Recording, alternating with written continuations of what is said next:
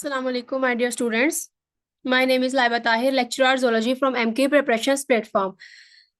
Students, जैसा कि आप लोग जानते हैं कि फिशरीज की सीरीज में हमने वेरियस टॉपिक्स को डिस्कस किया है। हमने देखा है कि हम अपनी फिश कल्चरिंग को किस तरह करवाएंगे, वेरियस टेक्निक्स को हमने इसके अंदर देखा। आज की इस वीडियो में हमने फिश मैनुअल के बारे में डिस्कस करना है। इस वीडियो को देखने के बाद आपको पता चल जाएगा कि जिस पोस्ट के लिए आप अप्लाई कर रहे हो उस पोस्ट के अंदर कितना अमला काम कर रहा है, कितने लोग हैं, उनका बेसिक स्केल क्या है, आपने जिस पोस्ट के लिए अप्लाई किया है उसका क्या स्केल है, देन उसके ऊपर जो है वो कितने लोग जिनके पास ये अथॉरिटी होती है कि वो आपको इंस्ट्रक्ट कर सकें। ठीक है, देन हम इसके अंदर रूल्स एंड रेगुलेशंस को देखेंगे कि फिशरीज के अंदर कौन कौन से रूल्स हैं और किस एक्ट्स को फॉलो करना चाहिए। डिफरेंट चीजों के बारे में आप इस वीडियो में देखोगे। इस वीडियो को आपने एंड तक देखना है, अपने फेलोज के साथ इस वीडियो को ज्यादा से ज्यादा शेयर करना है ताकि आप सब लोगों को पता चल सके कि हमने फिशरीज डिपार्टमेंट में रहते हुए कौन से रूल्स एंड रेगुलेशंस को फॉलो करना है, कैसे उसको इम्प्लीमेंट करवाना है। देन आपको पता हो कि फिशरीज डिपार्टमेंट के अंदर कौन कौन सी जॉब्स जो हैं वो आती हैं और उनके जो बेसिक स्केल होते हैं, उनका काम, उनकी रिस्पॉन्सिबिलिटीज वो क्या हैं। ठीक है, तो सबसे पहले फिशरीज डिपार्टमेंट के अंदर फिशरीज डिपार्टमेंट का रोल क्या होता है। उनका रोल नेचुरल फिशरीज रिसोर्सेज को कंजर्व करना, मैनेज करना और डेवलप करना, मतलब फिशरीज रिसोर्सेज की कंजर्वेशन, मैनेजमेंट एंड डेवलपमेंट उसका रोल होती है। ठीक है, देन रूल्स एंड रेगुलेशंस की अगर हम बात करें तो उनकी इन्फोर्समेंट करवाना, मतलब अगर कोई लॉ जो है, अगर कोई रूल पब्लिश हो चुका है तो फिर उसकी इन्फोर्समेंट करवाना ताकि सब उस रूल को फॉलो करें। देन एक्वा कल्चरिंग को प्रमोट करना प्राइवेट सेक्टर तक। प्राइवेट सेक्टर को भी पता हो कि हम फिश कल्चरिंग को, एक्वा कल्चरिंग को as a business, as a initiative भी इस्तेमाल यूज कर सकते हैं तो हमें काफी प्रॉफिट होगा। फिर प्रोटीन, लोगों के अंदर जो प्रोटीन की डेफिशिएंसी है, फूड की डेफिशिएंसी है, उनको खत्म करना। फिश फार्मिंग करवा के हम ज्यादा से ज्यादा फिश मीट प्रोड्यूस करेंगे। उनकी जो प्राइस है, ज्यादा अमाउंट में अगर कोई चीज प्रेजेंट होती है तो उसकी जो प्राइस है वो कम हो जाती है। तो अगर हम इस तरह से उसकी प्रोडक्शन करेंगे कि लोगों को भी फायदा हो, उनकी भी जो है वो प्रोटीन डेफिशिएंसी कम हो, तो ये इसका मेन एक इनिशिएटिव है, मेन इसका मकसद है प्राइवेट सेक्टर तक, लोगों तक इसकी रसाई का। ठीक है, provide white meat fish to improve public health, और पब्लिक हेल्थ को इम्प्रूव करने के लिए वाइट मीट की प्रोडक्शन या प्रोवाइड लोगों तक रसाई। देन अनटैप्ड फिशरीज रिसोर्सेज को यूज करना, क्या करने के लिए, अनटैप्ड फिशरीज रिसोर्सेज, ऐसे रिसोर्सेज जिनके पास काबिलियत या एबिलिटी तो होती है लेकिन उसको यूज नहीं किया जा रहा। अगर हम उसको यूज करें तो फिर फिश की प्रोडक्शन को इंक्रीज कर सकते हैं और अपनी नेशनल इकोनॉमी को इंक्रीज कर सकते हैं, बूस्ट अप कर सकते हैं। ग्रोस नेशनल प्रोडक्शन को भी हम बूस्ट कर सकते हैं, पाकिस्तान की इकोनॉमी को बेटर कर सकते हैं। देन हिस्टोरिकल बैकग्राउंड के बारे में अगर हम देखें कि जो डिपार्टमेंट ऑफ फिशरीज है उसका हिस्टोरिकल बैकग्राउंड क्या है, तो पाकिस्तान जो है वो एक ऐसी लैंड है जो काफी ब्लेस्ड है, मतलब जरखेज, पाकिस्तान के पास जरखेज जमीन है, वाटर रिसोर्सेज अच्छे हैं। ठीक है, तो फिशरीज डिपार्टमेंट को 1912 के अंदर, 1912 के अंदर एग्रीकल्चरल डिपार्टमेंट के अंदर एस्टेब्लिश किया गया। इसका जो इनिशियल रोल था वो नेचुरल वाटर बॉडीज को प्रोटेक्ट करना और कंजर्व करना था। फिर 1958 के अंदर जो है वो ट्रेनिंग सेंटर बनाए गए जिनका मेन काम जो है वो गवर्नमेंट स्टाफ को ट्रेन करना था, लेकिन तब जो है वो 1958 में प्राइवेट सेक्टर्स जो हैं वो इन्वॉल्व नहीं थे, प्राइवेट सेक्टर्स को ट्रेनिंग देना इसमें शामिल नहीं था। फिर 1961 के अंदर जो है वो पंजाब फिशरीज ऑर्डिनेंस पास हुआ जिसका मेन मकसद या मेन काम जो था वो फिशिंग को और एंगलिंग को रेगुलेट करना था, इलीगल फिशिंग को प्रिवेंट करना था, फिश रिसोर्सेज को कंजर्व करना था। फिर 1970 से 71 के दरमियान जो है वो ट्रेनिंग को काफी अरूज मिला। अब ट्रेनिंग के अंदर जो है वो गवर्नमेंट स्टाफ और प्राइवेट फिश फार्मर्स दोनों इन्वॉल्व थे, दोनों को जो है वो ट्रेनिंग देनी थी इस एक्ट या फिर इस टाइम के मुताबिक। इसके अंदर जो है वो फिश फार्मिंग के बारे में लोगों को अवेयर करना था। देन हैचरी मैनेजमेंट के किस तरह हम अपनी हैचरी को मैनेज कर सकते हैं, लेक एंड रिजर्वायर की मैनेजमेंट किस तरह कर सकते हैं। देन फिश डिजीजेस, फिश को अपने डिजीजेस से किस तरह बचा सकते हैं। ठीक है, वाटर एंड सोइल क्वालिटी को किस तरह बेटर कर सकते हैं। ठीक है, तो इन वेरियस टर्म्स के बारे में लोगों तक उनकी अवेयरनेस के लिए जो है वो उनको ट्रेनिंग दी जाने लगी। फिर सपोर्ट टू कम्युनिटीज, कम्युनिटीज को सपोर्ट करने के लिए क्या काम किया गया, the department has provided training to women and youth in remote areas. अब ऐसे लोग जो काफी दूर दराज इलाकों में रहते थे, दूर दराज इलाकों की यूथ को, उनकी खवातीन को ट्रेनिंग दी गई। उसका जो मेन मकसद ये था कि लिविंग स्टैंडर्ड्स को इम्प्रूव किया जाए और फार्मिंग को as a small business promote किया जाए, लोग जो है उसको बिजनेस के तौर पे एक्सेप्ट करें, अडॉप्ट करें, इसकी फार्मिंग करवाएं, मार्केट के अंदर लाकर उसको बेचें, उसको भी उनको भी फायदा हो और पाकिस्तान की जो इकोनॉमी है वो भी बेटर हो। Then water issues after independence, फिर जो है वो हिस्टोरिकल बैकग्राउंड में ही इंडिपेंडेंस के टाइम पे पाकिस्तान को कौन कौन से पानी के इशू देखने को मिले। 1947 के बाद इंडिया ने जो है वो डैम्स और बैराज बनाकर पाकिस्तान, इंडिया से जो पानी मतलब दरियाओं की सूरत में इंडिया से जो पानी पाकिस्तान आ रहा था उसका जो है वो फ्लो कम कर दिया, पानी रोक लिया। उसके बाद क्या हुआ कि इंडस बेसन ट्रीटी एक मुआहदा 1960 में किया गया, जिसके मुताबिक जो है वो पानी के इस मसले को हल किया गया। पाकिस्तान ने भी जो है वो बैराज और डैम्स बनाए, जिसकी वजह से अब पाकिस्तान जो है वो इरिगेशन और फिशरीज या फिश फार्मिंग के अंदर अपना काम परफॉर्म कर सकता था। दिस हेल्प एग्रीकल्चर, इससे जो है वो हमारी एग्रीकल्चर को तो काफी फायदा हुआ, लेकिन नेचुरल फिश हैबिट्स जो है वो डिस्ट्रॉय हो गई। अगर हम किसी भी हैबिटेट के अंदर कोई बैरियर लगा देंगे तो उस हैबिटेट के जो बाशिंदे हैं उनको तो नुकसान होगा ना। फिश की जो माइग्रेशन है और जो ब्रीडिंग है वो काफी हद तक डिस्टर्ब हुई। फिश लेडर्स भी बनाए गए, फिश लेडर्स होते हैं फिश पाथवेज, पाथवेज बना दिए जाते हैं उसके अंदर ताकि जो फिश है वो इजीली वहां से माइग्रेट कर सके। लेकिन फिश लेडर्स बनाने के बाद भी जो है वो कोटरी और शक्कर के बराज में काफी कोई इतना इफेक्ट नजर नहीं आया। नेचुरल स्पॉनिंग ग्राउंड जो है वो डिसअपियर मतलब गायब होना शुरू हो गए। Water logging and salinity increase, over use of water, पानी के ज्यादा इस्तेमाल की वजह से, ज्यादा इरिगेशन की वजह से जो पानी जो हमारी जमीन है वो दलदली होना शुरू हो जाती है, तो उसको बोलते हैं वाटर लॉगिंग। और उसके अंदर जो है वो सैलिनिटी साल्ट की कंसंट्रेशन भी ज्यादा हो गई, जिसकी वजह से अब जो है वो फिश फार्मिंग के जो रिक्वायरमेंट्स थी उसके ऊपर वो जो जमीन है और जो वो पौंड या वाटर है वो पूरा नहीं उतर रहा था। फिश ब्रीडिंग बिहेवियर को जब हमने चेंज किया तो जो नेचुरल फिश सीड है वो भी कम हो गए। फिश की ब्रीडिंग अगर डिस्टर्ब हो जाएगी तो वो अच्छे से ब्रीड नहीं कर पाएगी, जिसकी वजह से फिश सीड्स भी जो है मार्केट में नहीं मिलेंगे। देन फिर एक्सोटिक फिश की जो है वो इंट्रोड्यूस करवाएंगे पाकिस्तान के अंदर। एक्सोटिक फिश क्या होती है? ऐसी फिश जो हम किसी दूसरी कंट्री से अपनी कंट्री के अंदर लेकर आते हैं, तो वो हमारे लिए क्या होगी? एक्सोटिक फिश होगी। वाटर वीड्स को कंट्रोल करने के लिए हम ग्रॉस कार्प को इंट्रोड्यूस करवाया गया चाइना से। फिर कुछ अदर स्पीशीज को भी जो है वो फिश प्रोडक्शन बेटर करने के लिए इंट्रोड्यूस करवाया गया, जिसमें गुलफाम है, सिल्वर कार्प है, बिग हेड कार्प है और टिलापिया है। ठीक है। देन आर्टिफिशियल ब्रीडिंग को इंट्रोड्यूस करवाया गया। आर्टिफिशियल ब्रीडिंग का मतलब होता है कि ऐसी फिश जो कन्फाइंड वाटर में ब्रीड नहीं कर सकती, या फिर ऐसी फिश जो मानसून में ही ब्रीड करती है, अपने टाइम पे ही ब्रीड करती है, उन फिश को हम आर्टिफिशियली किसी भी टाइम किसी भी सीजन के अंदर ब्रीड करवा सकते हैं। तो फिर artificial breeding like hypophysation was started, hormones from fish pituitary glands were used for induced breeding. और ये अपनी प्रीवियस लेक्चर के अंदर हम इंड्यूस्ड ब्रीडिंग को डिटेल से स्टडी करके आएंगे, हम किस तरह जो है वो पिट्यूटरी ग्लैंड से हॉर्मोन्स को एक्सट्रैक्ट करते हैं और किस तरह जो है वो इंजेक्ट करते हैं फिश के अंदर, उनकी जो है वो ब्रीडिंग करवाते हैं। ठीक है। Research began on fish biology, breeding and water quality, फिर जो है फिश की बायोलॉजी के ऊपर, उसकी ब्रीडिंग के ऊपर, वाटर क्वालिटी के ऊपर रिसर्च स्टार्ट की गई। स्टार्टिंग के ऊपर हमें इतनी ज्यादा सक्सेस नहीं मिली आर्टिफिशियल ब्रीडिंग में। जो सर्वाइवल रेट था वो 2 से 3% था, लेकिन नर्सरी यूनिट्स और फिश हैचरीज को स्टैब्लिश कर दिया गया 1973 के बाद। इनिशियली ओनली स्ट्राइनस मृगाला वाज ब्रीड, सबसे पहले स्ट्राइनस मृगाला को ही हमने जो है वो इंड्यूस्ड ब्रीडिंग के जरिए, आर्टिफिशियल ब्रीडिंग के जरिए ब्रीड करवाया। लेकिन चाइनीज टेक्निक्स को अडॉप्ट करने के बाद हमें काफी सक्सेस मिली है। चाइनीज टेक्निक्स के अंदर हमने आर्टिफिशियल टेक्निक्स को जिस तरह वो जो है वो अपनी फिश को जो है वो इंड्यूस ब्रीडिंग करवाते थे, उनके अंदर उनके जेनेटिक्स को इम्प्रूव करते थे, डिजायर्ड करेक्टर्स की फिश लेते थे, उन सारी चीजों को अगर हम जब हमने अडॉप्ट किया तो हमें जो है वो काफी अच्छे रिजल्ट्स मिले। और फिर हमने रोहू की भी जो है वो इंड्यूस्ड ब्रीडिंग करवाई। Then continuous research on fish seed and fry rearing, fish diseases and prevention, soil and water quality, इन कैटेगरीज के ऊपर जो है वो कंटिन्यूअस रिसर्च जारी रही। फिर 1982 के अंदर रिसर्च एंड ट्रेनिंग डिपार्टमेंट को मर्ज कर दिया गया, जिसका जो मेन फोकस था वो क्या था? फिश की बायोलॉजी को डिस्कस करना, फिश की न्यूट्रिशन को डिस्कस करना। देन एक्वा कल्चरिंग के ऊपर उसका फोकस था, सोइल एंड वाटर केमिस्ट्री के ऊपर, फिश पैथोलॉजी के ऊपर। इन दो डिपार्टमेंट्स को जब हमने कंबाइन किया तो उनके जो फोकस की मेन फील्ड्स थी वो ये थी। ठीक है।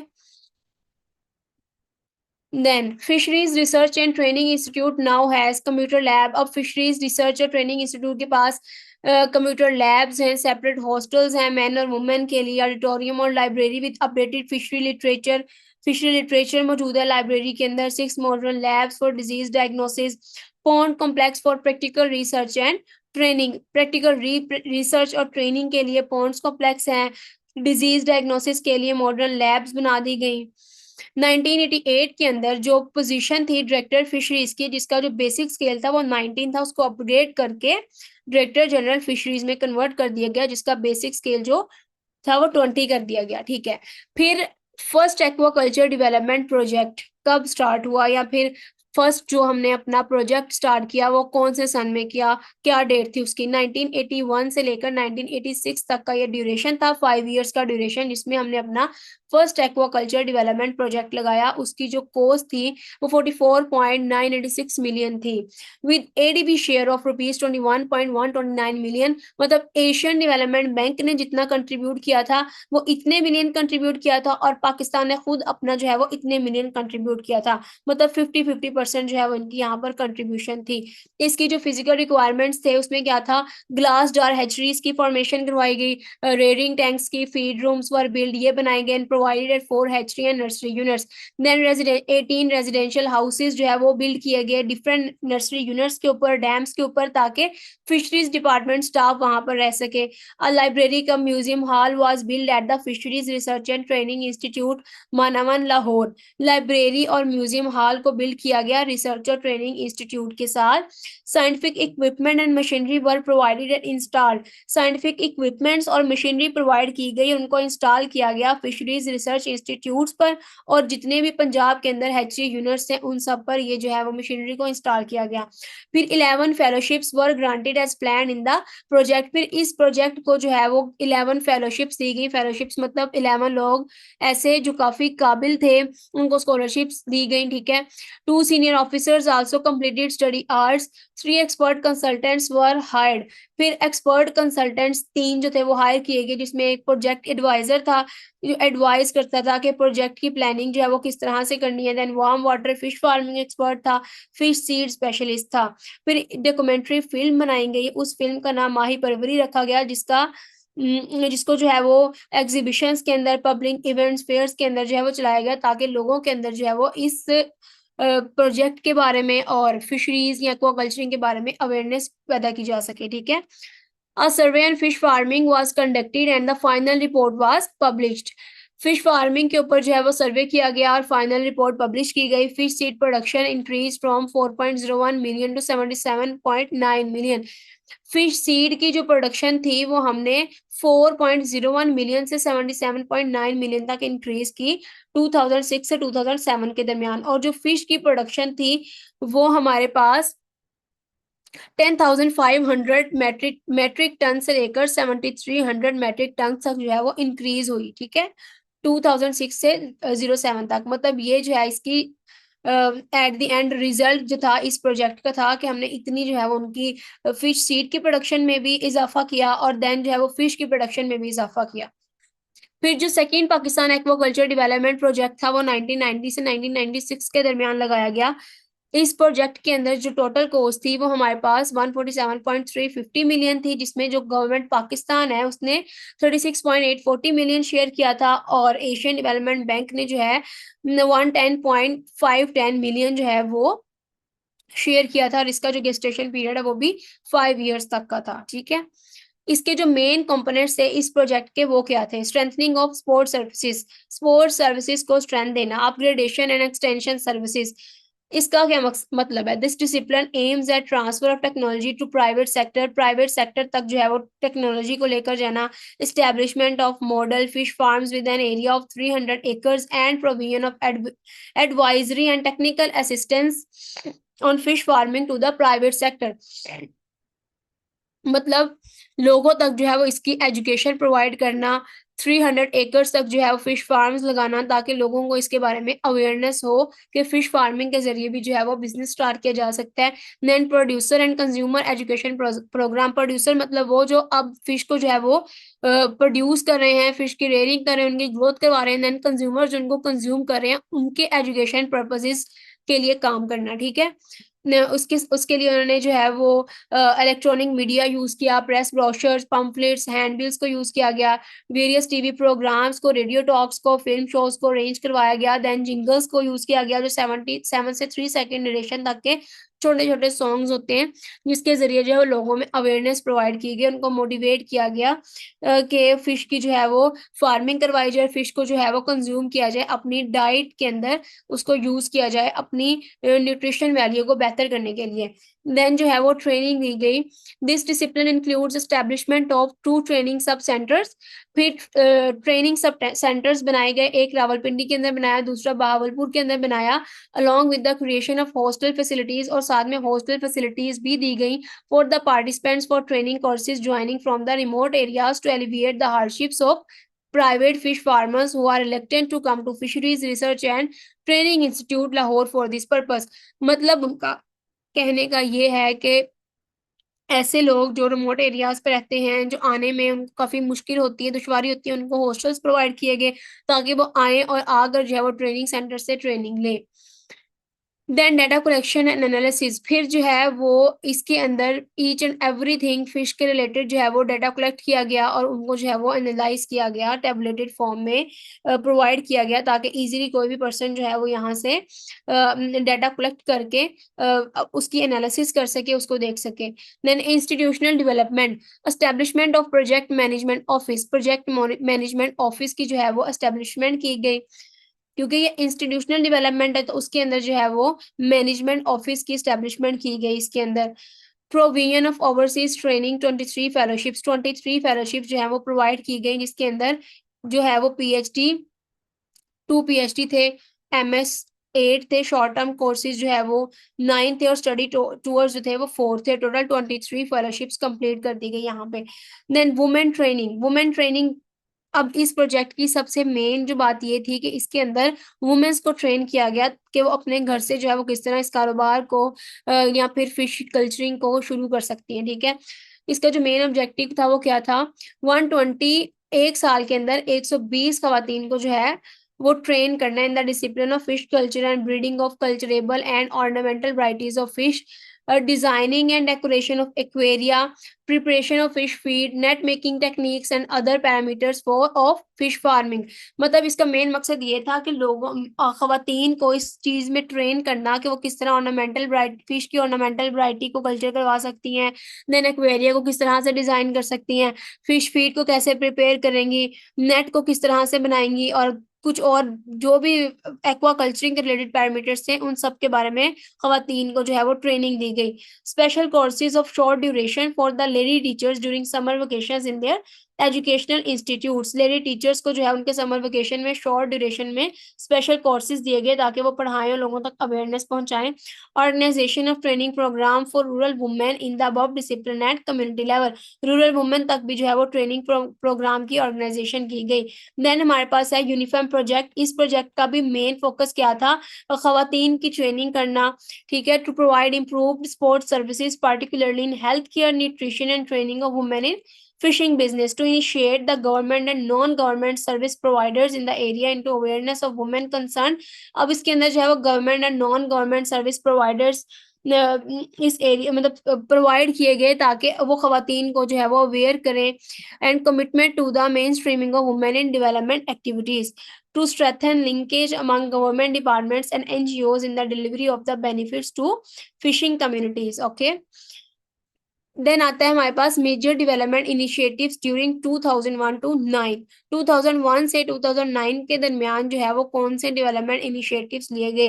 Protection of endangered fish species, endangered का मतलब वो वाली स्पीशीज जो खतरे में है खत्म होने से मुराद ये है कि कोई एक भी स्पीशीज जो है वो उसकी इस पूरी दुनिया में नहीं बचेगी, तो उसको हम बोलते हैं कि इंडेंजर्ड है, उसको खतरा है खत्म होने का। ठीक है, protection of endangered fish species, mahseer जो कि हमारी पाकिस्तान की नेशनल फिश है, and endangered fish which was included in the red list of IUCN international union conservation of nature. ठीक है, तो उसके रेड लिस्ट के अंदर जो है उसको इंक्लूड कर दिया गया था। माशीर को वह successfully breed with introduce spawning techniques for the first time in the region, उसको जो है वो निकाल दिया गया रेड लिस्ट से क्यों, इंड्यूस्ड ब्रीडिंग करवा के, इंड्यूस स्पानिंग टेक्निक्स को फॉलो करके उसको जो है वो इंडेंजर्ड फिश स्पीशीज से निकाल दिया गया। Then culture of exportable fish species, exportable fish species की कल्चरिंग करवाना, इसका जो था वो मेन डेवलपमेंटल इनिशिएटिव था। Success in breeding and rearing of exportable local catfish sole and संगारी was achieved and research work for promotion of catfish culture on commercial scale is in progress. Then intensive rearing of fish seed की जो है वो हमने intensive rearing करवानी, initiative have been taken first time in Asia for the intensive fish seed rearing of culturable species to enhance the productivity, quality, assurance and availability of fish seed throughout the year। Through out the year जो है वो fish seed की productivity और availability market के अंदर मौजूद हो। Introduction of shrimp culture, shrimp culture की जो है वो श्रिम्प कल्चर को इंट्रोड्यूस करवाना के जो है वो श्रिम्प्स होती हैं शेल फिशेस, ट्रू फिश नहीं होती है, इन्वर्टिब्रेट्स होते हैं पानी के, जिसको हम जो है वो शेल फिश बोलते हैं। और इसको उसकी भी जो है वो कल्चरिंग को इंट्रोड्यूस करवाया गया जिसके अंदर श्रिम्प आ रही है, ठीक है। Presently studies for culture of fresh water prawn shrimp are underway at Tonsa Barrage district Muzaffargarh, which would be helpful in culture of freshwater prawn shrimp on commercial scale having great export potential। मतलब हम जो है वो shrimp को large variety में जो है वो कल्चर करवा सकते हैं, देन जो है वो एक्सपोर्ट करेंगे, एक्सपोर्ट करके हमारी जो मुल्क की इकोनॉमी है वो बेटर होगी, ठीक है। Then fish quality control measures, fish की क्वालिटी को कंट्रोल करने के लिए मेजरमेंट्स की गई, ये इसका जो है एक मेन इनिशिएटिव था, development initiative. Then post harvest management, post harvest मतलब हार्वेस्टिंग के बाद जो है वो मैनेजमेंट किस तरह से करनी है ताकि जो हमारी हमें जो है वो लॉस ना हो, हमें प्रॉफिट हो, वो किस तरह से की गई उसको मैनेज किया गया, ठीक है। Then biodiversity hatchery, works for the establishment of biodiversity hatchery is in progress at Chashma district Miyawali for breeding and rearing of fish seed of commercially important species for stocking in the Chashma lake to have maximum sustainable yield।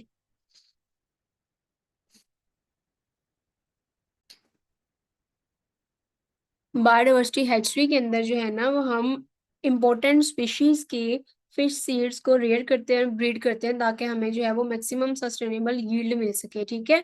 Then हमने देखनी है services and conventions, provincial services के अंदर हमने देखना है कि functional items कौन से, मतलब रिसोर्सेज कौन से हैं और एग्जिस्टिंग कितने हैं और प्रोविंस लेवल के ऊपर कितने मिले हैं, ठीक है। प्रोविंशियल लेवल कितना है, रिटेन कितने हैं, ठीक है। रिसोर्सेज में सबसे पहले हमारे पास क्या है, rivers, major tributaries, reservoirs, barrage और वाटर लॉग्ड एरियाज जो हैं वो एग्जिस्टिंग 103 हैं, लेकिन प्रोविंशियल लेवल पे भी 103 ही अलॉट किए गए हैं। Then natural water bodies which have no links with rivers 14 है, कैनाल्स कितनी है 32 हैं, लेक्स कितने हैं 10 हैं, स्मॉल डैम्स कितने हैं 405 हैं, लेकिन प्रोविंशियल लेवल पे जो है वो 32 प्रोवाइड किए गए हैं, ठीक है। तो इस तरह से आपने जो है वो प्रोविंशियल सर्विसेज के अंदर रिसोर्सेज को अच्छे तरीके से देखना है, देन ये देखना है एग्जिस्ट कितने कर रहे हैं और प्रोविंशियल लेवल पे कितने अलॉट किए गए हैं। टोटल जो है वो हमारे पास 6395 है और प्रोविंशियल लेवल के ऊपर जो अलॉट किए गए हैं वो 188 हैं, ठीक है। अब स्टाफ की डिस्ट्रीब्यूशन जो है वो प्रोविंशियल लेवल के ऊपर कैसी होगी, ऑफिसर्स जिनका बेसिक स्केल 17 है या उससे ऊपर है वो टोटल जो है 120 है, लेकिन प्रोविंशियल लेवल पे 100 दिए गए हैं, ठीक है। और स्टाफ जिनका बेसिक स्केल 1 से 16 है वो टोटल 1705 है, लेकिन प्रोविंशियल लेवल के ऊपर 1447 अलॉट किए गए हैं, ठीक है। देन डिस्ट्रिक्ट सर्विसेज के अंदर अगर हम देखें तो रिसोर्सेज हमारे पास ये वाले हैं एग्जिस्टिंग जो एग्जिस्ट कर रहे हैं और डिस्ट्रिक्ट लेवल को जो है वो कितने दिए गए हैं। उसके बाद total functional items and devolved to district level, total functional items में 6395 हैं और डिवोल्टेड टू डिस्ट्रिक्ट लेवल 6207 है।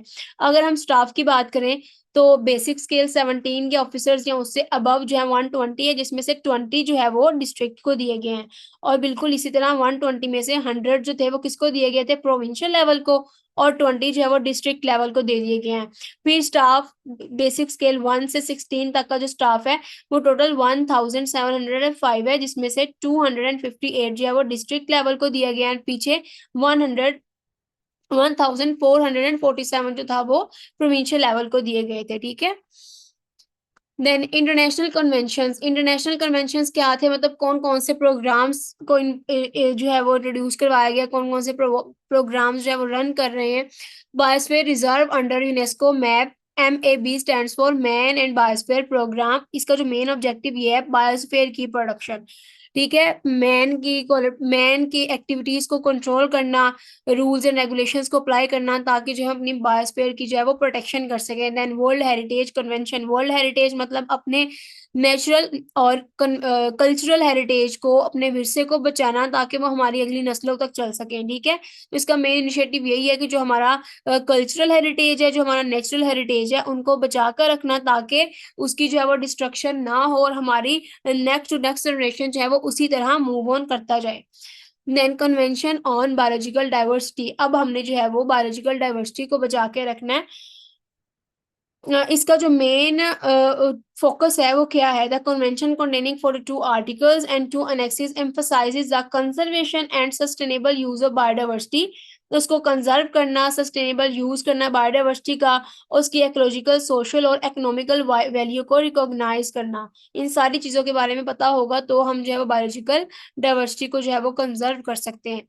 ठीक है, अब हमारा जो फर्स्ट पार्ट था वो हुआ कंप्लीट, जिसके अंदर हमने हिस्टोरिकल बैकग्राउंड के बारे में स्टडी किया, सर्विसेज एंड कन्वेंशंस के बारे में देखा, और डिफरेंट जो है वो प्रोजेक्ट्स के बारे में देखा कि कौन कौन से जो एक्वाकल्चरिंग प्रोजेक्ट्स थे उनका ड्यूरेशन क्या था, उनका जो है वो टाइम पीरियड क्या था, और उनके अंदर जो मेन रिक्वायरमेंट्स थी जो हमें हासिल हुई, उनकी जो नेट यील्ड थी वो क्या थी, वो सारी चीजें हमने डिस्कस कर ली। अब जो हमारा टॉपिक है वो है financial and administrative, delegation of financial powers 2006। इसका क्या मतलब है? डेलीगेशन का मतलब होता है किसी पर्सन को अथॉरिटी देना काम करने की। गवर्नमेंट किसी पर्सन को जो है वो जब अथॉरिटी देता है तो उसका मतलब ये है कि उसको डेलीगेट करती है, वो डेलीगेटेड पर्सन है, ठीक है। अथॉरिटी मिल गई उसको, वो ये काम जो है वो परफॉर्म करेगा। तो नेम ऑफ पावर्स यहाँ पे जो हम डिस्कस करेंगे वो होगा name of powers. Then to whom delegated, delegated मतलब ऐसा पर्सन जिसको उस काम के लिए चूज किया गया है। देन एक्सटेंट, कि वो उसको जो है वो काम क्या है उसका, और उसकी जो पावर है वो कितनी है, ठीक है। Name of powers, power to fix rates for disposal of fish. अब पावर उसके पास, उन पावर्स का हमने बताना है कि फिश के डिस्पोजल के लिए क्या रेट्स जो है वो लगाएगा, ठीक है। डिस्पोजल मतलब अब फिश जो है वो उसकी प्रोडक्शन हो गई, देन हार्वेस्टिंग के बाद उसकी डिस्ट्रीब्यूशन, मार्केट जो उसकी वैल्यू है, मार्केट के ऊपर जो प्राइस है, गवर्नमेंट से जो परचेज है, मतलब ईच एंड एवरीथिंग जो फिश के डिस्पोजल के अंदर इन्वॉल्व है, उसके जो है वो रेट्स उसने फिक्स करने हैं। टू होम डेलीगेटेड, उसके लिए किसको चूज किया गया है? डायरेक्टर ऑफ फिशरीज को। डायरेक्टर ऑफ फिशरीज जो है वो ये सारी मामलात को देखेगा। और जो इसका एक्सटेंट है वो क्या है? Full powers to determine rates at which fish caught on government account में बी सोल्ड। अब जो है वो डायरेक्टर ऑफ फिशरीज के पास फुल पावर है इस चीज को अलॉट करने की, या इसके ऊपर जो है वो लगाने की, कि ये जो फिश पकड़ी गई है गवर्नमेंट के अंदर, मतलब उसको उसकी रेटिंग करवाई गई है, उसको कितने पैसों में सॉल्व करना है, ये सारी की सारी अथॉरिटी अब डायरेक्टर ऑफ फिशरीज के पास मौजूद है, ठीक है। The director of fisheries will ensure that rates so fixed are not below the market rates. To section expenditure on the purchase of fish seed, manure, fishing implements and breed fish etc. अब ये हमारे पास जो है वो fish seed की purchase, मेनोरिंग, fishing implements और breed fish जो है, इसके ऊपर डायरेक्टर जनरल ऑफ फिशरीज के पास जो है वो फुल पावर है उसकी, कि कितनी कॉस्ट इसके ऊपर लगानी है। देन डिप्टी डायरेक्टर फिशरीज जो है वो उसके पास 10,000 इन अ ईयर इसकी जो पावर है, और असिस्टेंट डायरेक्टर फिशरीज की जो है वो 5,000 इन अ ईयर पावर है, ठीक है।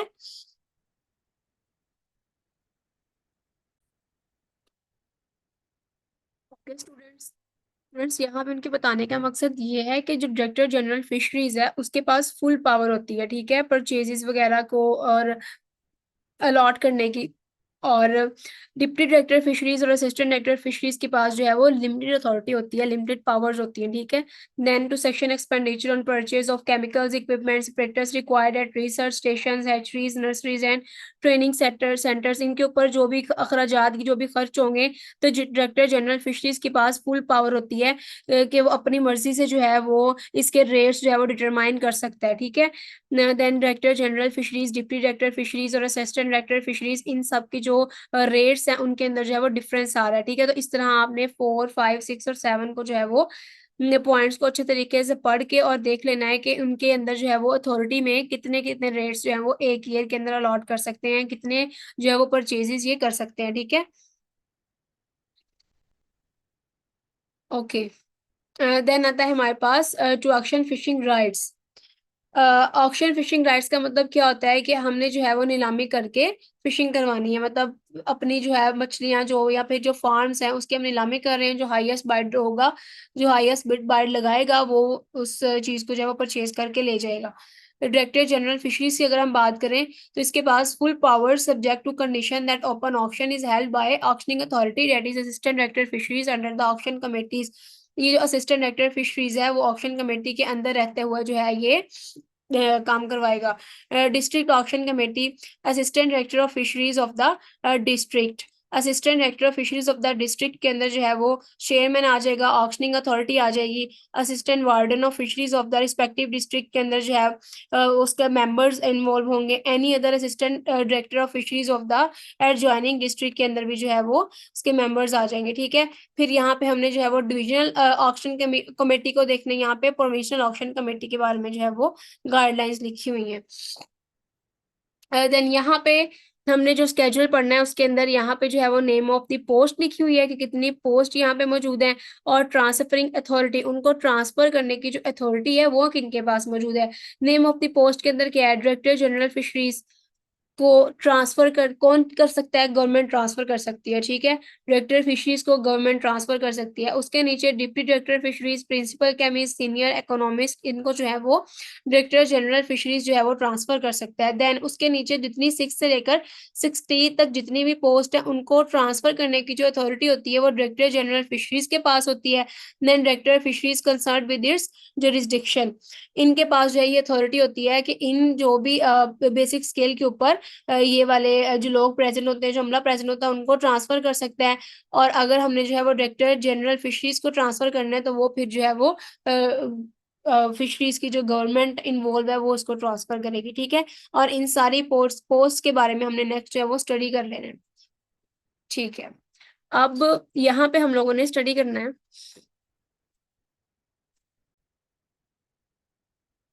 पे हमने देखना है कौन कौन सी पोस्ट है, उनकी रिस्पॉन्सिबिलिटीज, उनकी ड्यूटीज क्या हैं, और देन उनका जो बेसिक स्केल है वो कितना है, ठीक है। सबसे फर्स्ट वन जो पोस्ट है जिसका बेसिक स्केल 20 है उस पे डायरेक्टर जनरल फिशरीज होता है, ठीक है। अब डायरेक्टर जनरल फिशरीज का काम क्या होता है, जैसा कि हमने देखा कि इसको ट्रांसफर करने की जो एबिलिटी होती है वो सिर्फ गवर्नमेंट के पास होती है, और गवर्नमेंट ही जो है वो इसको ट्रांसफरिंग इसकी जो है वो कर सकता है। इसका जो मेन मकसद क्या होता है, इसने जो है वो फिशरीज डिपार्टमेंट के अंदर बजट की प्रिपरेशन करनी होती है, डेवलपमेंट प्रोजेक्ट्स जो है फिशरीज के डेवलपमेंट प्रोजेक्ट्स उनकी प्लानिंग करनी होती है। देन इसने जो है वो साइंटिफिक लाइंस को, साइंटिफिक रूल्स एंड रेगुलेशंस को इंश्योर करवाना होता है, और अपने सारे नीचे वाले अमले की जो है वो देखभाल करनी होती है कि वो ठीक से काम कर रहे हैं कि नहीं कर रहे। अगर हम इसकी ड्यूटीज की बात करें तो इसने एक मंथ के अंदर जो है वो 8 से 10 दिन का जो है वो दौरा करना होता है, ठीक है।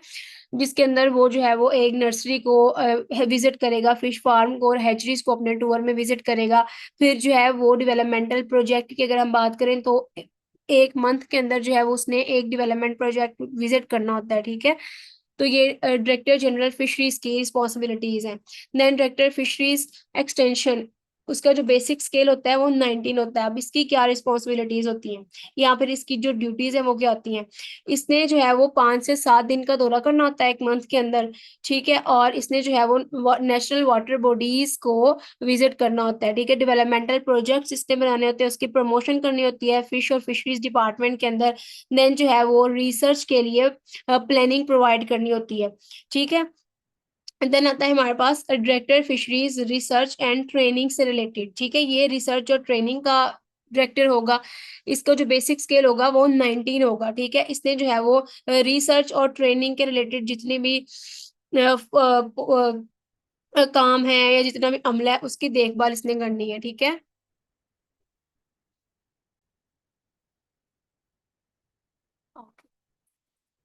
सुपरविजन करनी होती है और कोऑर्डिनेशन करनी होती है रिसर्च और ट्रेनिंग प्रोग्राम की इंस्टीट्यूट के ऊपर। और वर्कशॉप्स को अरेंज करवाना होता है, ट्रेनिंग वर्कशॉप्स को, सेमिनार्स को, डिफरेंट एस्पेक्ट्स के ऊपर फिश और फिशरीज के, ताकि लोगों में जो है वो अवेयरनेस हो। ठीक है। देन डायरेक्टर फिशरीज आ जाता है। HM stands for hatchery management, जिसका जो बेसिक स्केल होता है वो 19 होता है। अब इसका क्या काम होता है, इसने जो है वो हैचरी की मैनेजमेंट करनी होती है। ठीक है। इसने भी जो है वो 2 से 3 दिन का दौरा करना होता है, एक मंथ में हैचरीज का। ठीक है। फिर जो है वो पॉन्ड्स के अंदर जो नेटिंग यूज की जाती है उसको टेस्ट करना होता है, ब्रूड स्टॉक पे, फिश सीड्स के ऊपर।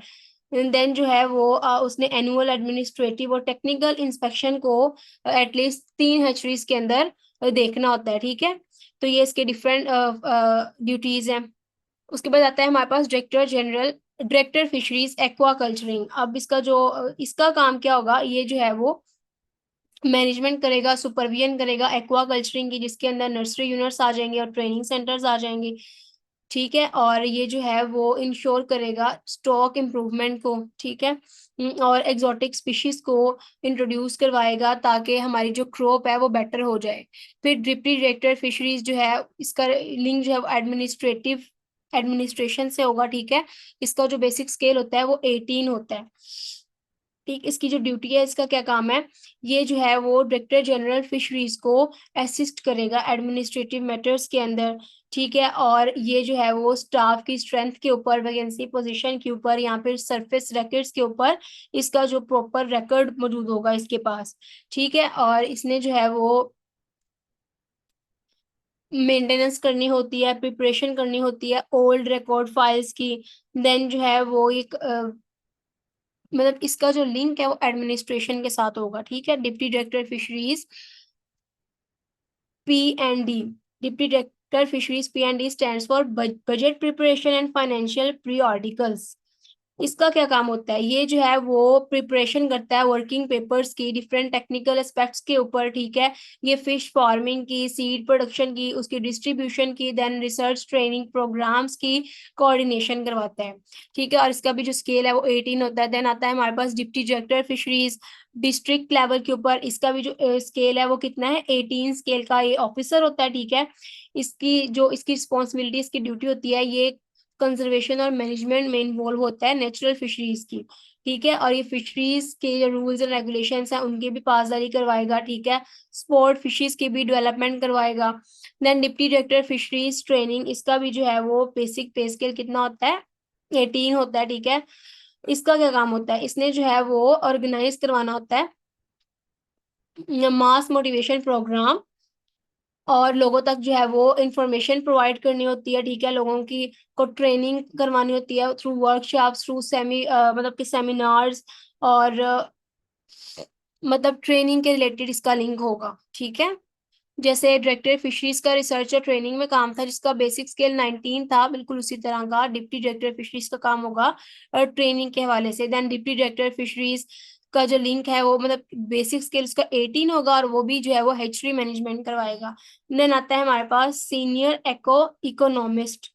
अब जो सीनियर इकोनॉमिस्ट है उसका जो बेसिक स्केल है वो है 18। इसका क्या काम होता है, ये जो है वो मॉनिटरिंग करता है प्रोजेक्ट मैनेजमेंट की। ठीक है। प्रोजेक्ट को मैनेज करेगा, उसकी मॉनिटरिंग करेगा, रिपोर्ट्स बनाएगा, वर्किंग पेपर्स बनाएगा। ठीक है।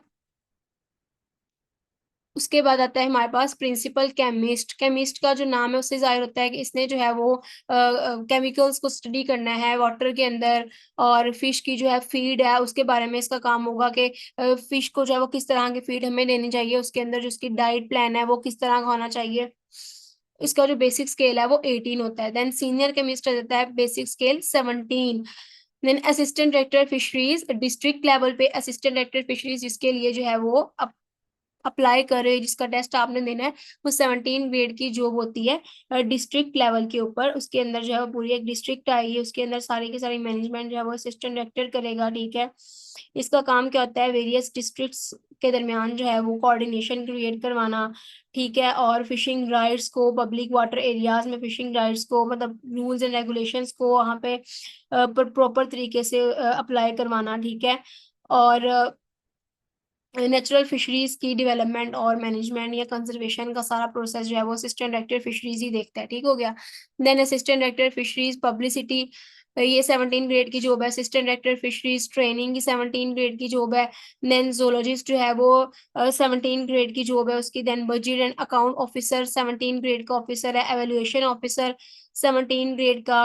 Then economist, then research officer, then statistical officers, ये सारी की सारी पोस्ट जो है वो 17 ग्रेड की हैं। और जैसा कि नाम से जाहिर हो रहा है रिसर्च ऑफिसर है, तो उसका जो काम होगा वो फिश की मैनेजमेंट पे, एक्वाकल्चरिंग के ऊपर रिसर्च वर्क प्रोवाइड करना होगा। स्टैटिस्टिकल ऑफिसर का काम जो है वो स्टैटिस्टिकल डाटा प्रोवाइड करना होगा, ठीक है।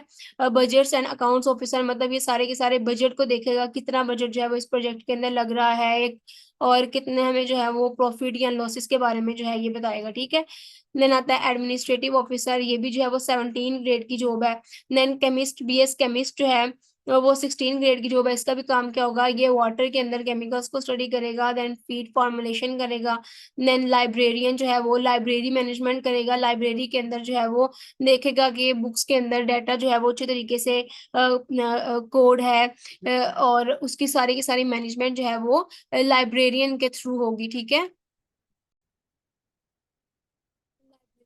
जो है बस ओवरसियर की जॉब है जो कि 11 ग्रेड की है। उसका काम क्या होता है, जो भी साइट हम सेलेक्ट कर रहे हैं अपने पॉन्ड की फॉर्मेशन के लिए, उसका सर्वे करना, उसके लेआउट की प्रिपरेशन करना, ठीक है, और रफ कॉस्ट एस्टिमेट लगाना कि इसके ऊपर जो है वो कितनी कॉस्ट आएगी। और ये टेक्निकल गाइडेंस प्रोवाइड करता है फार्मर्स को, किस तरह से वो अपनी फिश फार्म को कंस्ट्रक्ट कर सकते हैं। देन आता है हमारे पास assistant warden fisheries. Assistant warden fisheries का काम क्या होता है, ये जो हमारे पास डेकोरेशन करती है और आर्ट वर्क करती है फिशरीज स्टार्स स्टॉल्स के ऊपर, एग्जीबिशंस पे, और माइक्रो फोटोग्राफ्स और साइंटिफिक डायग्राम्स को जो है वो बनाएगी। मतलब ये असिस्टेंट वार्डन फिशरीज और फोटो आर्टिस्ट फोटोग्राफर, ये 11 ग्रेड की जॉब्स हैं। और इनका ये काम है कि उन्होंने जो है वो स्टार्स को डेकोरेट करना है और बाद में पिक्स लेनी है, उनकी जो है वो लोगों तक रसाई करनी है, और डिफरेंट सेमिनार्स में जो है इनको चलाना है, ठीक है। पब्लिसिटी असिस्टेंट, पब्लिसिटी असिस्टेंट का काम क्या होता है, ये भी हमारे पास जो है वो 11 ग्रेड की जॉब है। इसका काम क्या होता है, एंगलिंग टूर्नामेंट्स को ऑर्गेनाइज करवाना, पब्लिसिटी करना लोगों के दरमियान, और स्पोर्ट फिशिंग के लोगों के दरमियान प्रोविंस में जो है वो प्रमोशन करना, ठीक है, और स्लाइड्स को प्रिपेयर करना, शॉर्ट फिल्म्स बनाना, और ऑडियो विजुअल एड्स जो है वो चलाना, ठीक है। देन आता है हमारे पास ड्राफ्ट्समैन। ड्राफ्ट्समैन की जो है वो 10 ग्रेड की जॉब होती है। और इसका काम क्या होता है, ये हमारे पास जो है वो ड्राइंग्स और मैप्स के जरिए साइट्स की प्लानिंग करके बताता है, ठीक है। इलेक्ट्रिशियन, अब जो काम हम कर रहे हैं उसके अंदर हमें इलेक्ट्रिशियन की भी जरूरत होती है, तो उस सारे प्रोसेस को काम कंट्रोल करने के लिए जो है वो 17 ग्रेड की जॉब पे जो है वो हम इलेक्ट्रिशियन को हायर करते हैं। जो भी मशीनरी के रिलेटेड काम होगा और वो जो है वो सारा इलेक्ट्रिशियन दिखेगा। देन लेबोरेटरी कम फार्म सुपरवाइजर, लेबोरेटरी और फार्म की सुपरविजन करेगा, और उसकी जो पे बेसिक स्केल है वो 6 है। देन फिशरीज सुपरवाइजर, अब फिशरीज का जो प्रोजेक्ट हमने लगाया उसको सुपरवाइज करने के लिए कि जो उसका लेआउट है वो ठीक तरीके से बन रहा है, उसकी जो है वो फॉर्मेशन किस तरह की हुई है, उसको सारी सुपरविजन जो है वो इसके अंडर होगी। देन कंप्यूटर असिस्टेंट होता है 5 ग्रेड की जॉब पे। देन ट्रेसर होता है 5 ग्रेड की जॉब पे। लेबोरेटरी असिस्टेंट होता है 5 ग्रेड की जॉब पे। देन ड्राइवर जो है वो ऑफिसर्स को आगे पीछे लेके जाने के लिए उसका बेसिक स्केल 4 भी हो सकता है और 6 भी। हेड फिशरीज वॉचर होता है, उसके जो बेसिक स्केल होता है वो 3 होता है। Tubewell mechanic, lift pump mechanic, basic scale 3। Then दफ्तरी, सारा दफ्तरी काम जो है वो देखेगा तो उसको हम जो है वो उसका बेसिक स्केल 2 होता है। बाकी जो है वो publicity attendant, fisheries watcher, laboratory attendant and boatman, fisherman, इन सब का जो बेसिक स्केल है वो 1 होता है। और इनका काम भी ये होता है कि उन्होंने जो है वो जो छोटे मोटे काम जिसके रिलेटेड फिशरीज वाचर मतलब मछलियों को जो है वो आगे पीछे करना है, लेबोरेटरी की देखभाल करनी है, बोट्स वगैरह चलानी है, इन सबको लेकर जाना है, तो उसके ऊपर जो हम अमला हायर करते हैं वो सारा बेसिक स्केल 1 के ऊपर होता है, ठीक है। तो ये सारा जो था वो जॉब्स के रिलेटेड था, ठीक है। इसमें आपको जो है वो जॉब्स के बारे में पता चला है। अब पीछे वाला जो टॉपिक था वो मैंने आपके ऊपर छोड़ा था कि आप लोग जो है उसको पढ़ लेंगे, लेकिन मुझे लग रहा है कि मुझे एक दफा इसको बता देना चाहिए आपको, ठीक है। यहाँ पे जो है वो ऑक्शन कमेटी का मतलब होता है, ऑक्शन का मतलब मैंने आपको पिछली वीडियोस में भी बताया था कि नीलामी के जरिए जो है वो हम अपनी मार्केट को या फिर जो भी हम चीज फरोख्त करें नीलाम करके जो है वो बेचते हैं। तो डिस्ट्रिक्ट ऑक्शन कमेटी में आपने देखना है कि कौन कौन सा अमला इन्वॉल्व है। देन डिविजनल ऑक्शन कमेटी के अंदर आपने देखना है कौन कौन सा अमला इन्वॉल्व है। देन प्रोविंशियल ऑक्शन कमेटी के अंदर आपने देखना है। ठीक है, बाकी यहाँ से तो हमने ऑनवर्ड पढ़ना स्टार्ट कर दिया है।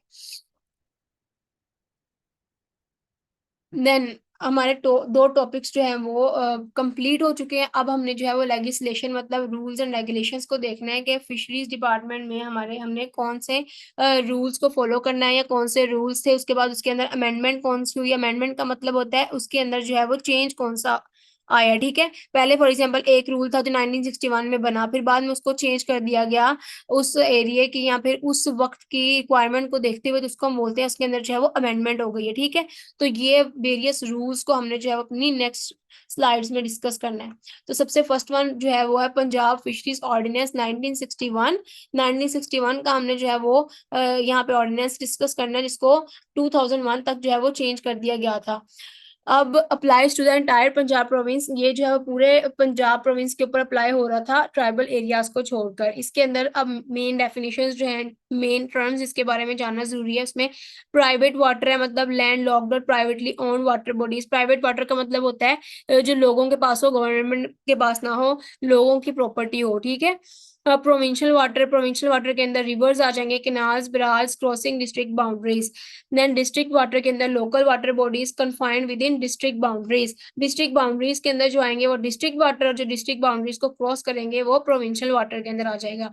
Then rules for species and penalties, first casual और सेकंड कैजुअल हमने जो है वो टेबल्स की सूरत में नेक्स्ट देखना है। इसमें फर्स्ट कैजुअल के अंदर उन्होंने क्या बताया है, फर्स्ट कैजुअल के अंदर उन्होंने बताया है कि कौन सी फिश स्पीशीज को जो है वो प्रोहिबिट किया है, किस सिचुएशन में, कौन से साइज में, और वो कौन सी स्पीशीज है। तो यहाँ पे हमने जो है वो फिश स्पीशीज को देखना है और बाद में उसके साइज को देखना है कि कितने इंच की स्पीशी होनी चाहिए, तो हमने ये काम नहीं करना।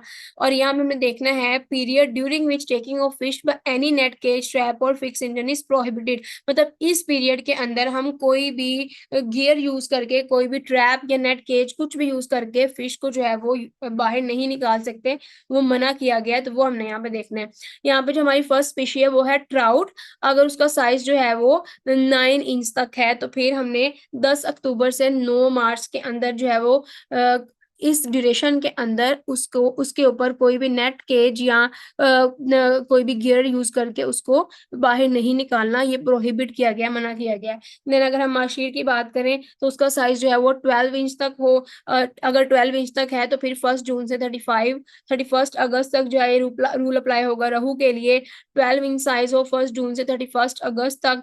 मोरी के लिए 12 इंच तक साइज हो 1 जून से 31 अगस्त तक। थैला के लिए 1 जून से 31 अगस्त तक। और कैलबन्स के लिए भी जो है वो 1 जून से 31 अगस्त तक जो है वो प्रोहिबिशन लगाई गई है। देन सेकेंड स्केड्यूल के अंदर क्या बताया गया है, maximum amount acceptable by way of composition for certain offences. Offences का मतलब ये होता है अगर कोई इंसान जो है वो रूल तोड़ता है तो उसको कितना जुर्माना होगा। ठीक है, fishing with a net having a smaller mesh than the prescribed mesh, मतलब जितनी मैश में बताई गई है उससे अगर कम साइज की मैश वो यूज करेगा तो फिर उसको कितना जुर्माना होगा, 5,000 रुपीज। 5,000 रुपीज का उसको जुर्माना होगा। ठीक है, क्योंकि वो अगर प्रेस्क्राइब्ड मैश से छोटी मैश यूज करेगा तो फिर वो छोटी फिशेस को भी जो है वो निकाल कर ले जाएगा, जिसकी वजह से ना तो उसके काम की होगी, इतनी छोटी फिश होगी, और ना जो है वो पॉन्ड के अंदर रेनिंग के लिए यूज की जा सकेगी। ठीक है, देन फिशिंग विदाउट लाइसेंस, अगर किसी का लाइसेंस नहीं है फिर भी वो फिशिंग कर रहा है तो उसको जो है वो 5,000 जुर्माना होगा। Killing fish of a size less than prescribed size, prescribed size से कम की अगर फिश को अगर उसने किल कर दिया तो उसको 5,000 जुर्माना होगा। फिशिंग विद एनी गियर और method other than permitted under the rules, permission के अलावा अगर कुछ भी वो यूज कर रहा है तो उसको जुर्माना होगा। Using any one time more than two of either or any of the gears permitted under the rules, उसको 1,000 रुपीज जुर्माना होगा। then license holder employing or engaging non license to help him with his nets while fishing, मतलब एक बंदा जिसके पास अपना licence है और वो उस बंदे को फैसिलिटेट कर रहा है जिसके पास लाइसेंस नहीं है तो उसके ऊपर भी जो है वो 1,000 रुपए का जुर्माना होगा। ऑफरिंग और एक्सपोजिंग फॉर सेल और barter any fish in contravention of the provision of this ordinance, मतलब वो जो है वो रूल्स एंड रेगुलेशंस के बगैर किसी भी फिश को जो है वो सेल नहीं कर सकता, अगर वो करेगा तो उसको जो है वो जुर्माना देना पड़ेगा। ठीक है, अब जो है वो हम हाइलाइट्स को देखते हैं कि 2001 के अंदर कौन कौन सी अमेंडमेंट्स, 2001 तक कौन कौन सी अमेंडमेंट्स की गई, कौन कौन सी चेंजिंग की गई। 1998 से 1991 के अंदर जो है वो पनिशमेंट क्या हुई, स्ट्रिक्टर पनिशमेंट, पनिशमेंट मतलब पनिशमेंट काफी स्ट्रिक्ट कर दी गई। जेल को जो है वो अगर रूल तोड़ने के नतीजे में जेल को इंक्रीज करके 2 साल तक का कर दिया गया कि 2 साल उसको जो है वो जेल में रखा जाएगा, और फाइन को जो है वो 500 से इंक्रीज करके 10,000 तक कर दिया गया। और कंपोजिशन फाइन्स रेज मतलब कंपोजिशन रूल तोड़ने के फाइन्स में 25 से जो है 5,000 तक कर दिया गया, और 1,000 भी था वो ऑफेंस मतलब किस किस्म का उसने जो है वो जुर्म किया उसके हिसाब से उसको फाइन हो रहा था। ठीक है, 2001 के अमेंडमेंट्स को देख लेते हैं। उसमें जो है वो टाइटल डायरेक्टर को अपग्रेड करके जो है वो डायरेक्टर जनरल में कर दिया गया। ठीक है, clarified authority over provincial versus district waters, and definitions added for better clarity of water categories and licensing responsibilities. Then enforcement powers, enforcement powers मतलब किन किन के पास जो है वो पावर्स हैं रूल्स एंड रेगुलेशंस को कंप्लीट करवाने की, और किसके पास अथॉरिटी है कि अगर रूल्स एंड रेगुलेशंस टूटे तो फिर जो है वो अपना काम परफॉर्म करेंगे। तो फिशरीज इंस्पेक्टर जो है वो सर्च करता है, अरेस्ट करता है, और इलीगल फिश गियर को जो है वो पकड़ता है, सीज करता है उनको। ठीक है, मैजिस्ट्रेट के जो है वो सर्च वारंट्स को इशू करेगा।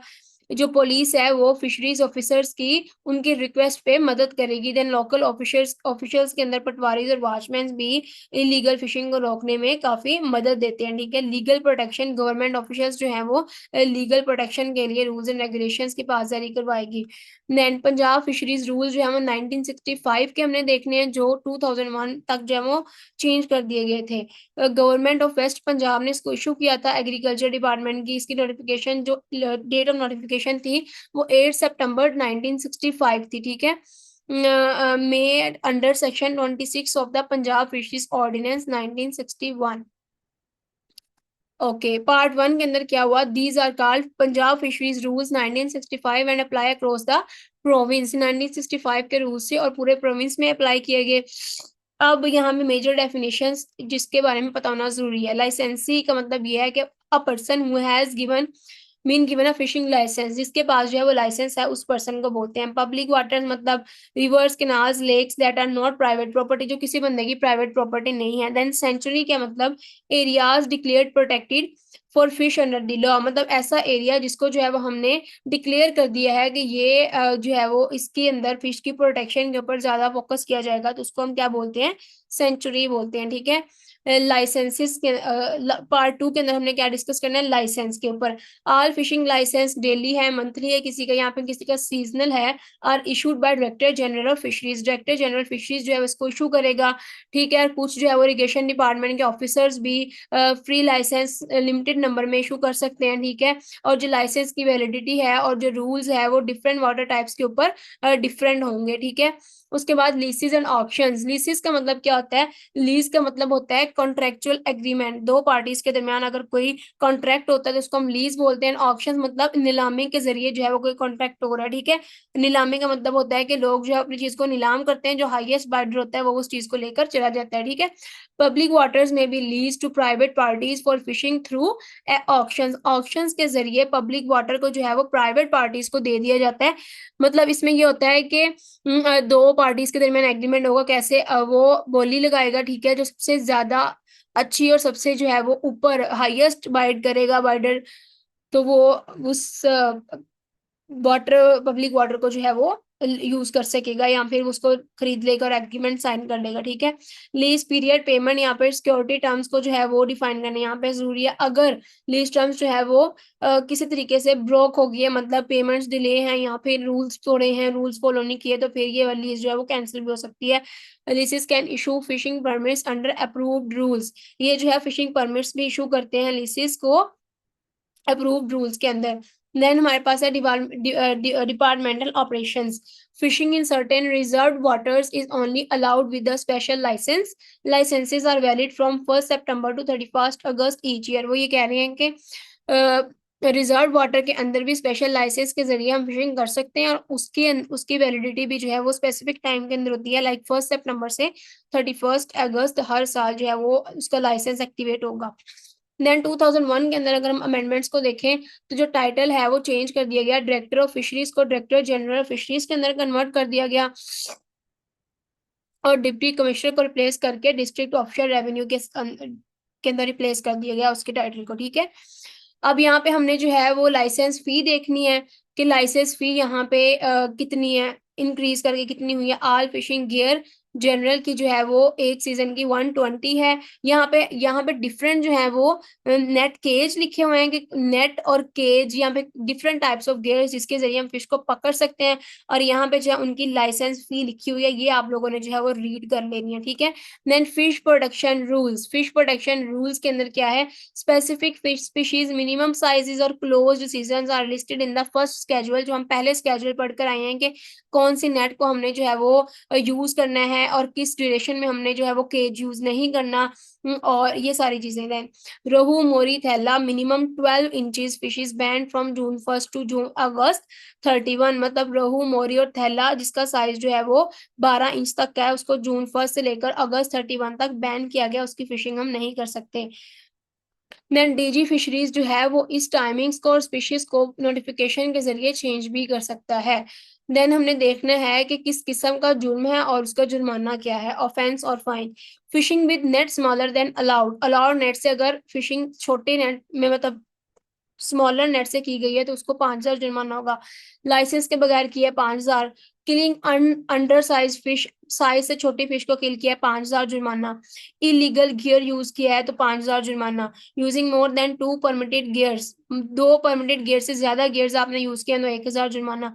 Hiring unlicensed helpers, unlicensed helpers मतलब वो ऐसे लोग जिनके पास लाइसेंस नहीं है लेकिन आपने उनको हायर कर लिया, उनको जो है वो मौका दिया तो उसको 1,000 जुर्माना होगा। Then selling fish illegally, illegally अगर आप फिश को सेल कर रहे हो तो आपको 1,000 जुर्माना होगा। और ये सारी चीजें जो हम पीछे अपने स्केड्यूल 1 और 2 के अंदर पढ़ के आ चुके हैं। ठीक है, देन जो है वो हमारे पास पंजाब फिशरीज रूल्स 1996 के रूल्स यहाँ पे बताए गए हैं कि 1996 के अंदर जो है वो हमें क्या बताया गया है। इसके अंदर फिशिंग गियर्स को मेंशन किया गया है कि उसकी जो फी है वो कितनी, अगर किसी बंदे ने जो फिशिंग गियर को यूज करना है फिशिंग करने के लिए तो उसकी जो है वो फी कितनी है। तो यहाँ पे डिफरेंट फिशिंग गियर्स लिखे हुए हैं और यहाँ पे उनकी जो है वो फी मेंशन की हुई है।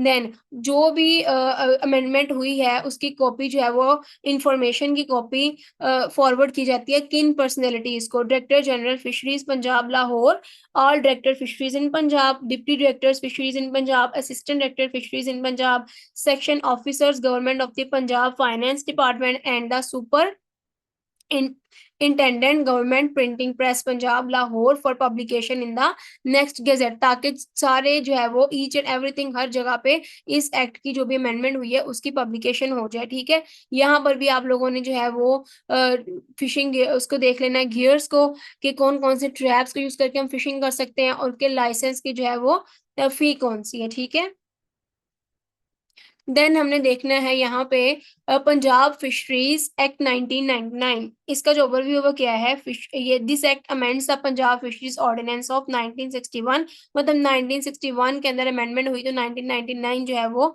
एक्ट बन गया। The act is called the Punjab fisheries amendment act 1999 and it came into effect immediately, इसके ऊपर जो है वो काम काफी जल्दी कर लिया गया। Changes to section 17, the penalties from certain offences have been increased, अब इसके अंदर और जो है वो फाइन्स के अंदर इजाफा हुआ फ्रॉम 3 मंथ्स इम्प्राइजनमेंट टू 2 ईयर्स, मतलब जेल के अंदर 3 मंथ से 2 साल तक जो है वो उसको जेल दी गई। ठीक है, 5,000 जुर्माने से 10,000 तक जुर्माना बढ़ा दिया गया और 1,000 जुर्माने से जो है वो 3,000 तक जुर्माना बढ़ा दिया गया। ठीक है, तो ये उसके अंदर जो है वो अमेंडमेंट्स हुई थी। Then changes to the second schedule, second schedule के अंदर क्या चेंज हुई, फॉर ऑफेंसेस, जो ऑफेंसेस वहां पे लिस्टेड थे मतलब जो हमने देखे उसमें 25 को बढ़ा के 5,000 कर दिया गया, और यहाँ पर भी जो है वो ऑफेंस लिस्ट किए गए थे 25 को बढ़ाकर 1,000 कर दिया गया अकॉर्डिंग टू द ऑफेंस, किस किस्म का जो है उसका जुर्म है उसके हिसाब से। Repeal of previous ordinance, repeal का मतलब होता है कैंसिलेशन, प्रीवियस ऑर्डिनेंस को कैंसिल कर दिया गया था। Punjab fisheries ordinance of 1998 is repeal, 1998 का जो ऑर्डिनेंस है उसको खत्म कर दिया गया। इसका कंक्लूजन क्या है, this act updates penalties and fines related to fisheries in Punjab to enhance enforcement and compliance, ठीक है। देन हमने देखना है Punjab fisheries ordinance 2001, and this ordinance further amends the Punjab Fisheries Ordinance of 1961। इस ऑर्डिनेंस को पंजाब फिशरीज ऑर्डिनेंस 2001 भी कहते हैं, और ये इमीडिएटली जो है वो काम में लाया गया। इसकी डेफिनेशंस में क्या है, डायरेक्टर की जो टर्म है यहाँ पर डायरेक्टर जनरल में कन्वर्ट कर दी गई, और प्रोविंशियल वाटर के अंदर जो है वो reverse canals pond areas not confined with district boundaries, और डिस्ट्रिक्ट वाटर के अंदर ऐसे एरियाज तो पीछे भी हम पढ़कर आए हैं, refers to waters that do not have permanent links with rivers, जिनका रिवर्स के साथ कोई लिंक नहीं होता उसको डिस्ट्रिक्ट वाटर बोलते हैं, और प्रोविंशियल वाटर्स वो जो डिस्ट्रिक्ट बाउंड्रीज के अंदर नहीं आते। और पावर्स को चेंज कर दिया गया, director general of fisheries is given more authority regarding leasing out fishing rights and managing water areas, ठीक है। Then amendments to other sections, other sections के अंदर क्या changing I, various sections are updated to include the term general when referring to the director, director के साथ हमने general की term लगा दी। additional provisions are made for the management of water areas and the responsibilities of district fisheries officers, ठीक है। इसका conclusion, इसका नतीजा क्या है, this ordinance enhances the authority and responsibilities of fisheries department, fisheries department को authority जो है वो ज्यादा दे दी गई, उसकी responsibilities जो है बढ़ा दी गई पंजाब के अंदर, इंश्योरिंग क्या करने के लिए, मैनेजमेंट को बेटर करने के लिए, और फिशरीज रिसोर्सेज की कंजर्वेशन करने के लिए, ठीक है। देन पंजाब फिशरीज रूल्स 2001 को हमने डिस्कस करना है, अमेंडमेंट उसके अंदर जो है वो अमेंडमेंट जो है वो किस तरह की हुई, ठीक है। These rules amend the Punjab Fisheries Rules of 1965 to update and clarify various provisions। कुछ चीजों को टर्म्स को क्लैरिफाई करने के लिए इसके अंदर जो है वो अमेंडमेंट की गई। The rules are called the Punjab Fisheries Amendment Rules 2001 and they were enacted on November 3, 2001। ये 2001 के अमेंडमेंट रूल्स थे जो इनेक्टेड हो गए, मतलब एक्शन में आ गए 3 नवंबर 2001 में, ठीक है। चेंजेस टू टाइटल्स, टाइटल्स में क्या चेंज आया, director of fisheries replaced with director general of fisheries throughout the rules to reflect the updated title. Amendments to specific rules के अंदर क्या चेंजिंग आई, various rules are amending to ensure consistency with the updated title and to clarify the roles and responsibilities of the fisheries department, ठीक है। Delegation of powers, delegation का मतलब होता है अथॉरिटी देना किसी पर्सन को, अब किस चीज की किस पावर की जो है वो अथॉरिटी दी गई। The rule specify the delegation of powers to the director general of fisheries, director general of fisheries को जो है वो पावर्स दे दी गई, and other officials regarding the management and enforcement of fisheries regulations, मतलब रूल्स एंड रेगुलेशंस को अमल में लाने के लिए जो है वो इनको पूरी की पूरी अथॉरिटी दे दी गई। Then implementation of new provisions are added to enhance the operational efficiency of the fisheries department, including guidelines for the management of fisheries resources। fisheries resources के management को गाइडलाइंस प्रोवाइड करने के लिए जो है न्यू प्रोविजंस को add किया गया। अब इसका कंक्लूजन क्या था, the Punjab fisheries amendment rules 2001 aims to modernise and streamline the regulations governing fisheries in Punjab, ensuring better management and enforcement of fisheries laws. अब इसका भी मेन मकसद यही है कि जो भी हमारे फिशरीज के मैनेजमेंट हैं, उनके रूल्स एंड रेगुलेशंस हैं, उनको अडॉप्ट करवाया जाए। देन हमारी जो फिश कल्चरिंग है, फिश फार्मिंग है, उसको कंजर्व किया जाए, उसकी जो है वो मैनेजमेंट की जाए, उसको बेहतर किया जाए, ठीक है। अब पंजाब फिशरीज अमेंडमेंट ऑर्डिनेंस 2007 को हमने डिस्कस करना है। This ordinance further amends the Punjab fisheries ordinance of 1961 के ऑर्डिनेंस को इसने फर्दर जो है वो चेंज किया है रेगुलेशंस और स्टैंडर्ड्स को एनहेंस करने के लिए, ठीक है। The ordinance is called the Punjab Fisheries Ordinance 2007। 2007 के नाम से इसको जाना जाता है, and it came into effect immediately on December 1, 2007। और इसके ऊपर जो का अमल दरामद हुआ वो 1 दिसंबर 2007 को हुआ, ठीक है। अब introduction of quality control, a new section is added to establish quality control measures for fish, मतलब फिश की क्वालिटी के ऊपर जो है इसका काम था, ठीक है। The government can set standards for fish quality, government ने जो है वो फिश क्वालिटी के ऊपर स्टैंडर्ड्स को सेट कर दिया कि इस स्टैंडर्ड की जो फिश है वो क्वालिटी फिश कहलाएगी, ठीक है। एंड रिक्वायर इंस्पेक्शन, और इसको इसकी जांच पड़ताल के लिए भी जो है वो हमें इंस्पेक्शंस के लिए भी जो है वो इसकी रिक्वायरमेंट हमें रिक्वायर है इसकी इंस्पेक्शंस, ताकि हमें पता चले कि जो स्टैंडर्ड्स हमने फिट किए हैं ये फिश जो है वो क्वालिटी फिश है कि नहीं है। Fish can not be sold or transferred unless it meets the prescribed quality standards. और जो क्वालिटी स्टैंडर्ड्स जो है वो इस न्यू सेक्शन के मुताबिक डिफाइन किए गए हैं, उसके अलावा अगर फिश जो है वो उसके ऊपर पूरा नहीं उतर रही तो उसको जो है वो ट्रांसफर भी नहीं किया जाएगा और सोल्ड भी नहीं किया जाएगा। ठीक है। Amendments to existing sections, existing sections के अंदर क्या चेंजिंग आई? Changes are made to existing sections to include the new quality control measures and to clarify the responsibilities of the fisheries department. मतलब अमेंडमेंट्स वही बात है कि कौन सी चेंजिंग आई, न्यू क्वालिटी कंट्रोल मेजर्स दिए गए और फिशरीज डिपार्टमेंट की रिस्पांसिबिलिटीज को मजीद क्लैरिफाई किया गया कि ये वाली रिस्पांसिबिलिटीज हैं इनकी। Then strengthening regulations, the ordinance aims to improve the management and conservation of fish resources by enforcing quality standards in the market. Okay, then conclusion अब इसका क्या है? इसका भी मेन कंक्लूजन वही होगा कि हम मार्केट नीड्स को मीट कर सकें, अपनी इकोनॉमी को बेटर कर सकें, फिशरीज की जो है वो मैनेजमेंट कर सकें। ठीक है। The Punjab fisheries ordinance 2007 focuses on enhancing the quality control of fish. मतलब यहाँ पे हमने जो है वो फिश की क्वालिटी को इंक्रीज किया है and ensuring that fish sold in market meet specific standards. और जो फिश हम मार्केट में सेल कर रहे हैं उसका स्टैंडर्ड जो है वो अच्छा हो, thereby promoting better practices in the fishery sector. तो अब इसका जो मेन मकसद ये है कि हमने जो है वो फिश की क्वालिटी को एनहेंस करना ताकि मार्केट के अंदर जो है हमारी अच्छी फिश जाए। ठीक है। यहाँ पे हमने जो है वो डिफरेंट रूल्स को देखा कि हमने रूल्स एंड रेगुलेशंस कौन कौन से हैं, कौन कौन से एक्ट्स जो हैं वो किस सन में जो है वो पास हुए और रिक्वायरमेंट्स को देखते हुए उसके अंदर क्या मॉडिफिकेशंस है। ये सारी चीजें देखने के बाद अब हमने यहाँ पे अपना ऑब्जेक्टिव डिस्कस करना है।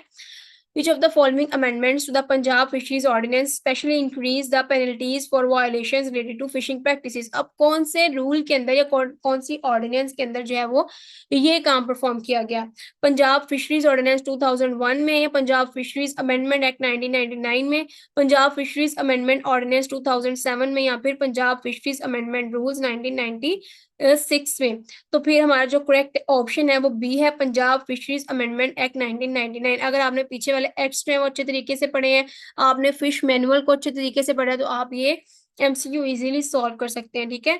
In the context of the Punjab fisheries amendment ordinance 2001, what significant change was made regarding the title of the head of the fisheries department? हमने जो है वो है फिशरीज डिपार्टमेंट के हेड के टाइटल में क्या चेंजिंग की है ऑर्डिनेंस 2001 के मुताबिक? The title was changed from Director of Fisheries to Chief Fisheries Officer. The title was changed from Director of Fisheries to Director General of Fisheries. The title was changed from Chief Fisheries Officer to Director of Fisheries. No change was made to the title. A correct option is B. The title was changed from Director of Fisheries to Director General of Fisheries. ये तो हमने हर rule के अंदर तकरीबन पढ़ लिया। ठीक है, कि जनरल की टर्म उसके अंदर लगाई थी। The Punjab Fisheries Amendment Ordinance 2007 introduced a new section focused on quality control. What is the primary objective of this section? इस section का primary objective क्या था? To regulate the breeding of fish species in captivity, to establish standards of fish quality and enforce inspections, to increase the licensing fees for fish farming, to promote the export of fish to international markets, to establish standards for fish quality and enforce inspections. अभी recently जो है हम इसके बारे में पढ़कर आए हैं।